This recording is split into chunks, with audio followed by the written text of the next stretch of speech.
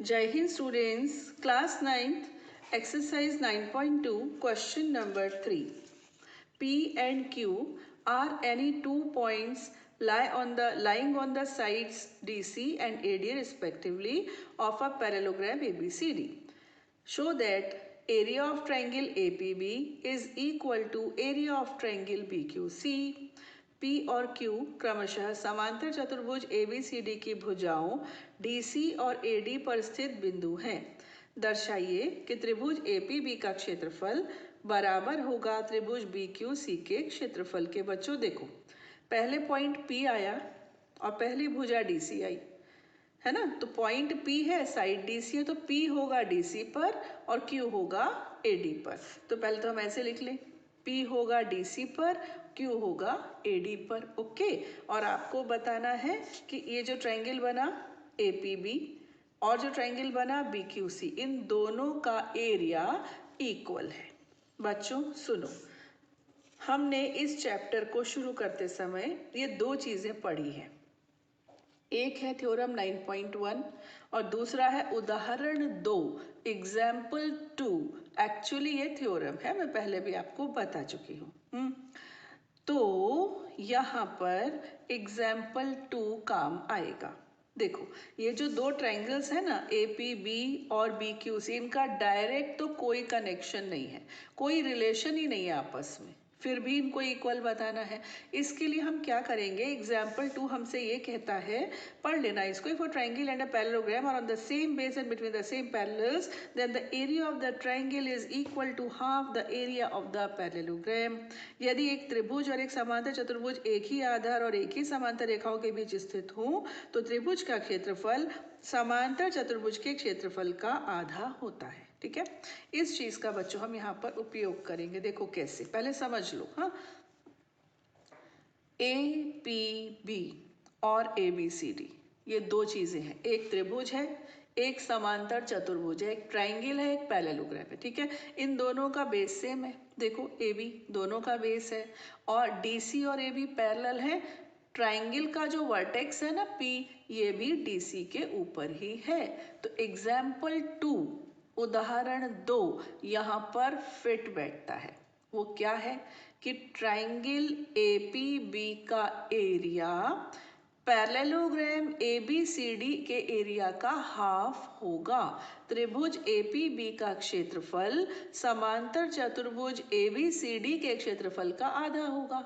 ऐसे ही अगर मैं इधर खड़े होकर देखने लग जाऊं, इधर खड़े हो जाऊं, ठीक है, तो देखो BQC ये त्रिभुज है और ये ABCD तो समांतर चतुर्भुज है ही, और BC और D ये पैरेलल है क्योंकि ये पैरेललोग्राम्स की अपोजिट साइड्स हैं। उसके हिसाब से यहाँ भी तो लग गया ना एग्जाम्पल 2, तो यहाँ भी क्या होगा, BQC area of triangle BQC is half the area of parallelogram ABCD।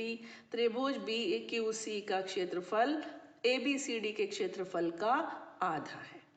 अब APB भी ABCD का आधा है, BQC भी ABCD का आधा है, दोनों एक ही पैरेललोग्राम के हाफ हैं, इसका मतलब ये दोनों आपस में इक्वल हैं। समझ में आया। एक A है, B की एज A की एज की हाफ है, C की एज भी A की एज की हाफ है, तो फिर ये दोनों इक्वल हुए कि नहीं हुए। ऐसे ही ये पैरेललोग्राम है, ये एक ट्रायंगल, ये दूसरा ट्रायंगल, ये भी इसका हाफ, ये भी इसका हाफ, मतलब ये दोनों आपस में इक्वल। इतनी सी बात है। ठीक है, अब बच्चों मैं इसको लिखती हूँ, आप उसको नोट करिएगा। ये देखिए स्टूडेंट्स, मैंने सॉल्व कर दिया है। Triangle PAB and parallelogram ABCD are on same base AB and between same parallel lines AB and CD। त्रिभुज PAB व समांतर चतुर्भुज ABCD का आधार उभयनिष्ठ यानी AB है तथा ये दोनों एक ही समांतर रेखाओं के बीच स्थित है। यहाँ पर लिख दीजिए AB तथा CD। ठीक है, इन दोनों का नाम भी रख दिया। अतः area of ABB is half of area of ABCD। इसी प्रकार सिमिलरली BQC का एरिया भी ABCD के हाफ होगा। बच्चों यहाँ पर रीजन दोनों का कंबाइंड लिख देना, बिकॉज चूंकि, और अब आप क्या लिखोगे, एग्जाम्पल 2 का पूरा स्टेटमेंट। If a triangle and a parallelogram are on the same base and between the same parallels then the area of the triangle is equal to half the area of the parallelogram. यदि एक त्रिभुज और समांतर त्रिभुज एक ही आधार और एक ही समांतर रेखाओं के बीच स्थित हो तो त्रिभुज का क्षेत्रफल समांतर चतुर्भुज के क्षेत्रफल का आधा होता है। लिख लेना आप, ठीक है, यहाँ पर आपको लिखना पड़ेगा, है ना। From equation 1 and 2, area of triangle APB is equal to area of triangle BQC. That's all. ठीक है. Now come to the question number 4. P is a point in the interior of a parallelogram ABCD. Show that. इस तरह से बच्चों ये diagram है और hint दी है कि through P draw line parallel to AB। Okay, ये आपको क्वेश्चन नंबर 4 का डायग्राम है। पहले मैं हिंदी में पढ़ दूं। P समांतर चतुर्भुज ABCD के अभ्यंतर, बेटा अभ्यंतर यानी अंदर, है ना, इंटीरियर में स्थित कोई बिंदु है। देखो P है ना ABCD के इंटीरियर में है।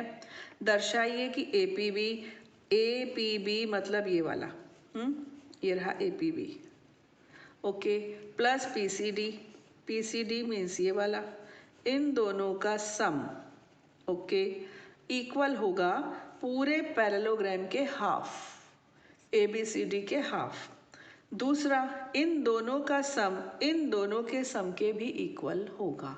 ये दो चीज़ें हमें प्रूव करनी है, एक से ही दूसरी कनेक्टेड है। तो हिंट भी दे रखी है, P से होकर AB के समांतर एक रेखा खींचिए। ओके, ये रहा आपका डायग्राम, मैंने बना दिया। अब P से होकर बोल रहे हैं AB के पैरेलल आप एक लाइन ऐसे ड्रॉ कर दो, इसका नाम MN रख दो। ओके, अब हम अपना सम शुरू करते हैं। पहले आपको समझा देते हैं।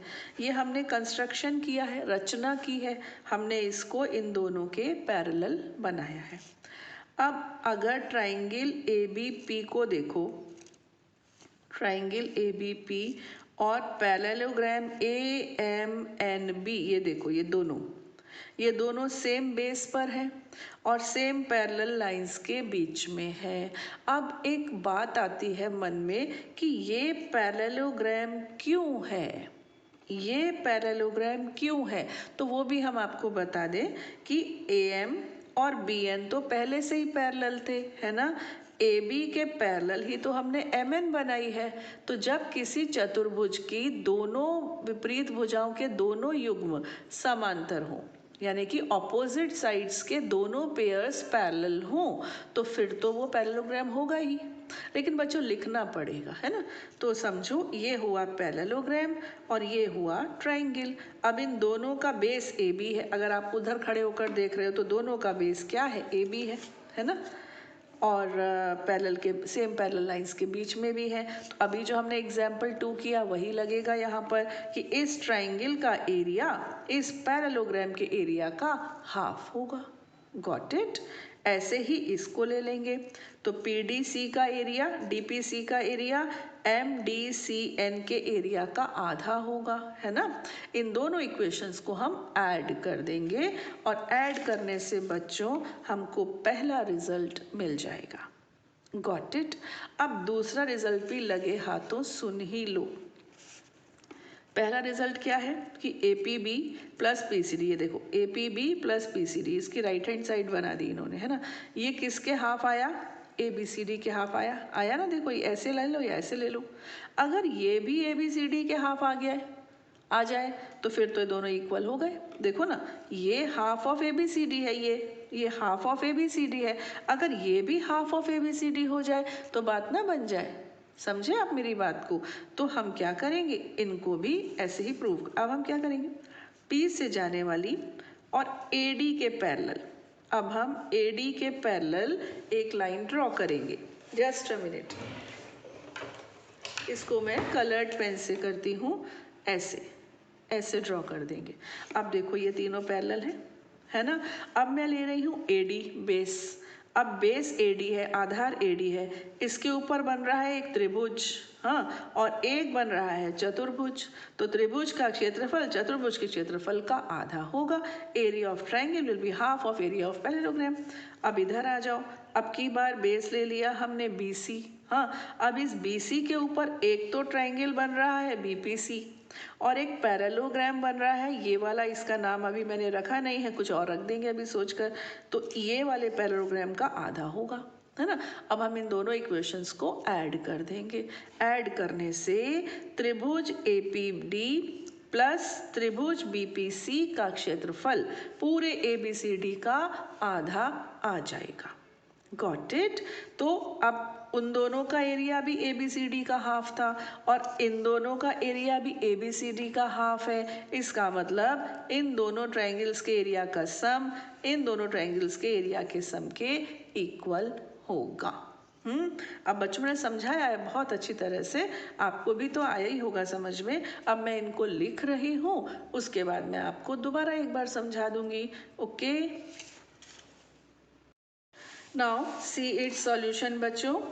रचना, सबसे पहले कंस्ट्रक्शन, P से जाने वाली रेखा खींची MN जो कि AB और DC दोनों के समांतर है। Construction, draw line from P parallel to AB and CD। Solution, just a minute, इसको यहाँ रख लो। हाँ जी, solution. Now quadrilateral AMNB and quadrilateral MDCN are parallelograms, है ना। ये दोनों समांतर चतुर्भुज होंगे। अब इसका क्षेत्रफल इसका आधा होगा, इसका क्षेत्रफल इसका आधा होगा। कई बार हम समझा चुके हैं। बिकॉज चूंकि बच्चों आप ये पूरा रीजन यहाँ पर लिखेंगे, आप यहाँ से देख लेना, पूरा रीजन आपको यहाँ लिखना होगा, ठीक है। इसके बाद एडिंग इक्वेशन 1 एंड 2, समीकरण 1 व 2 को आप जोड़ देंगे। जोड़ने से आपको ये प्राप्त हो जाएगा। इसको आप रिलेशन A, इसको मैं थोड़ा ग्रीन कलर कर देती हूँ, ये रिलेशन A है, ठीक है, ऐसे। नाउ कंस्ट्रक्शन, सेकंड टाइम कर रहे हैं, पर सेकंड टाइम बच्चों क्या करेंगे, हम ऐसी लाइन बनाएंगे, P से तो जाए लेकिन अब की बार AD और BC के समांतर हो, ठीक है, इनके पैरेलल हो। बना दी हमने। हाँ, इसके बाद देखा, ये आपको समझा चुकी हूँ मैं, APD ARSD का आधा, ऐसे ही BPC is half of BRSC, इस तरह से दोनों आ गए, RSC भी जो भी लिख लो। एडिंग 3 एंड 4, अब 3 और 4 को ऐड कर दिया तो ये लेफ्ट हैंड साइड बन गई। राइट हैंड साइड में से 1/2 आपने ले लिया कॉमन, तो ये आ गया। अब इन दोनों रिलेशंस को, ये आपका रिलेशन B है, ये रिलेशन A है। Adding relation A and B, या फ्रॉम एडिंग नहीं, sorry, from relation A and B। देखो बच्चों, A और B इन दोनों की राइट हैंड साइड एक जैसी है, आपको दिख रही है, half of area of ABCD, और इसकी भी half of area of ABCD है ना, दोनों की सेम है। तो बच्चों जब RHS सेम है तो LHS भी तो सेम होनी चाहिए, है ना। राइट हैंड साइड अगर एक जैसी है तो LHS भी एक जैसी होनी चाहिए। तो इसकी LHS ये है ना, और इसकी LHS ये है। तो जब RHS इक्वल आई हैं तो LHS भी इक्वल आएंगी। तो अब हम यहाँ लिख देंगे this is equal to this. Got it. ये मुझे बना देना, इससे आपको याद रहेगा, ठीक है। खुश रहिए बच्चों, पढ़ते रहिए और आगे के क्वेश्चंस खुद ट्राई करने की कोशिश कीजिए। God bless you. जय हिंद।